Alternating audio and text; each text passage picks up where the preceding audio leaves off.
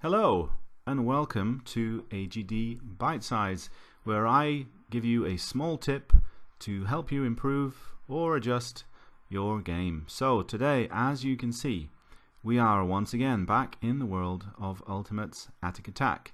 And as you can see, I've got my little man here, I'm running around, and just to show you that it's working. But there is a difference, and what difference could that be, you may ask? Well, there you go. I am in AGD 3.0.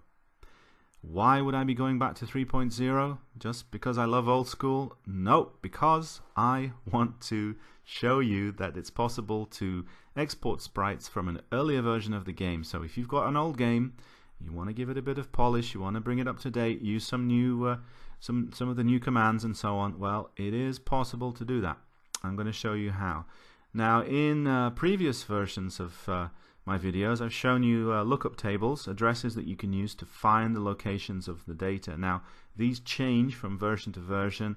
I don't have that information, but I am going to show you how you can find it. So, to begin with, let's just take a quick look at the sprites. That's what we'll start with. We'll look at exporting the sprite data. As you can see here, I've set up a range of sprites which I am going to show you how to export into the format that you can then use to import it into version 4.7, which is the current version. Okay, as you can see here, I've got various frames. I'm just flicking through. I haven't set them up exactly as they need to be because, of course, this is just a demo. I'm going to show you how to export the data. So let's begin by moving back to frame 0, sprite 0, frame 0, and we want to look here at the very top row, this first row, and what I'm going to do is basically blank it out completely like this, and so that's completely empty, no pixels.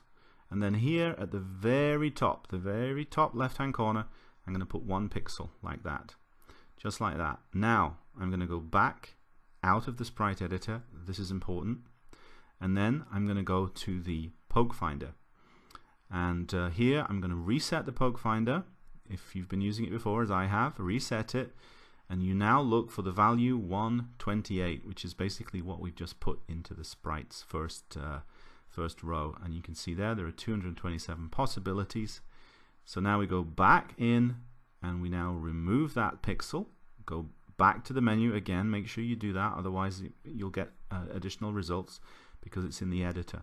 Now we search for 0, and there you can see a number 0E0C, and we also have page number 2. So page 2 is 2 times 16K, so that's 32768. But in hex it's a lot easier, it's 8000. So what we have to do is add 8000 to the number 0E0C.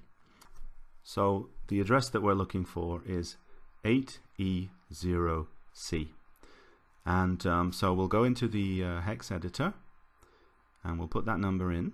So rather than OE, we'll add 8, and that will give us 8E0C. Now that's still in hex. We'll convert it, and you can see there 36364, and that is basically the address of the sprite data, where it begins. So the next thing that we want to do is decide how many frames we want to export. Now this, of course, is an arbitrary number.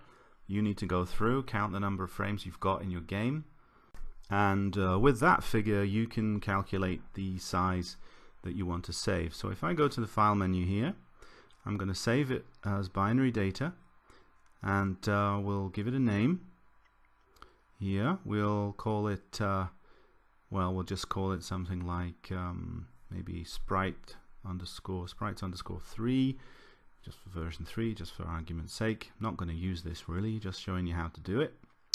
So we'll save that off, and then it will ask me how where I want to save it from, and it's obviously the number we've just calculated.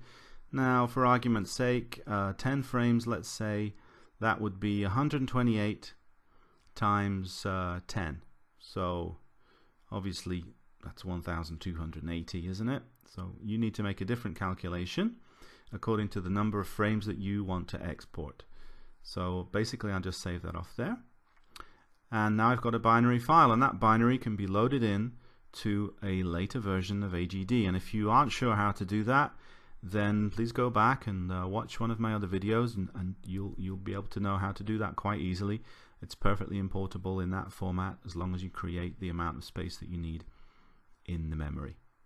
Okay, so now let's move on to blocks. Exactly the same principle. We'll start with block 0.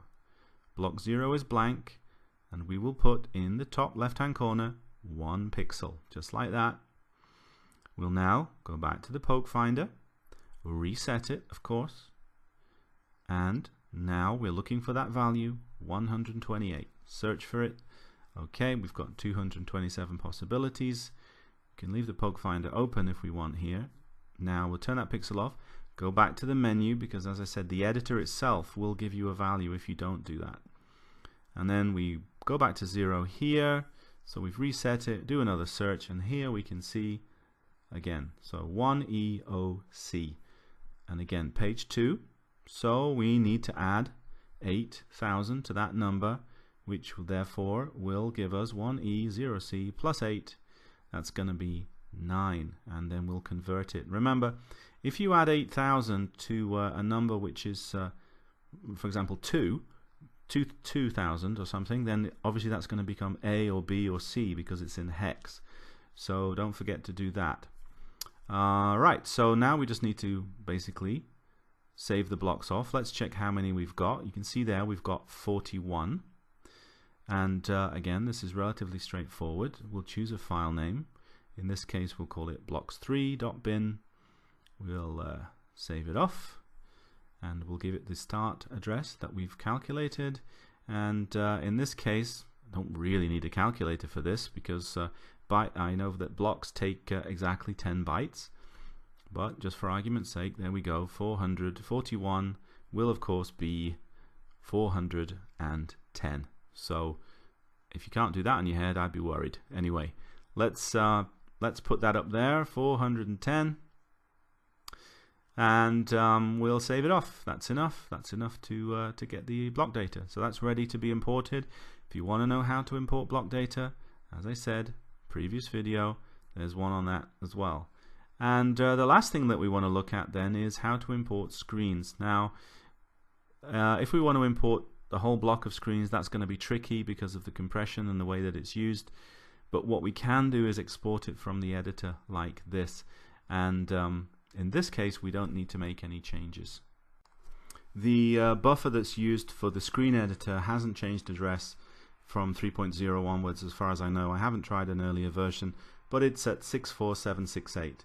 And my screen is 22 by 22, so that's 484. You need to multiply your width and your height, and basically save it off, and it's ready to be loaded in. Again, loading screens, I have a video for that as well. Okay, so that should be it for this particular video. I hope you find it useful.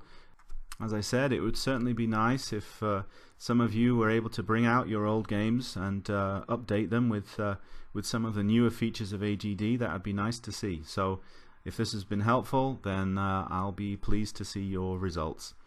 In the meantime, keep enjoying AGD, keep enjoying the Spectrum, and I will see you for another video, hopefully soon. Happy coding. Bye bye.